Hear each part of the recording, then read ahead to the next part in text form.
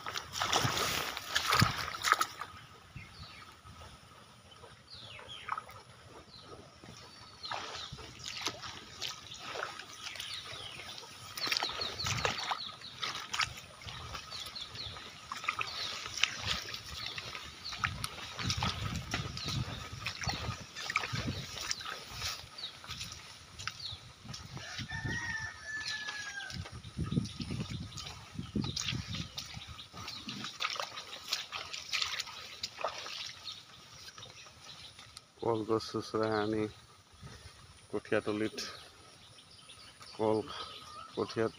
কল খাইছে। কলগছ চুচৰাই আনি কঠীয়াতলিত কল চুচৰাই খাইছে।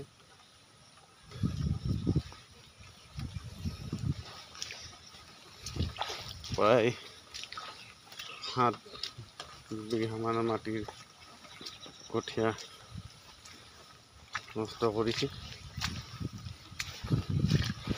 এইফালে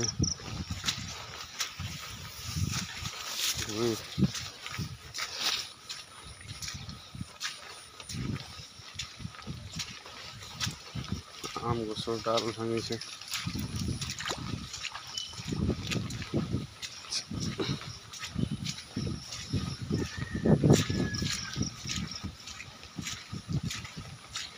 টকৌ পাত খাই পেলাইছে। এইফালে টকৌ গছৰ ডাল ভাঙিছে। ইয়াত আহি কঁঠাল গছত কঁঠাল ৰাতি খাই কঁঠাল শেষ কৰিছে। এইটো কঁঠাল ডাল এটা ভাঙিছে।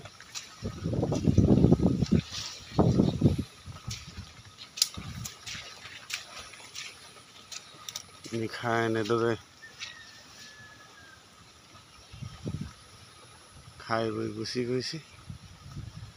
গতিকে বন বিভাগে উপযুক্তভাৱে ক্ষতিপূৰণ দিলে নিশ্চয়কৈ দুখীয়া খেতি কৰা মানুহসকলে উপকৃত হ'ব।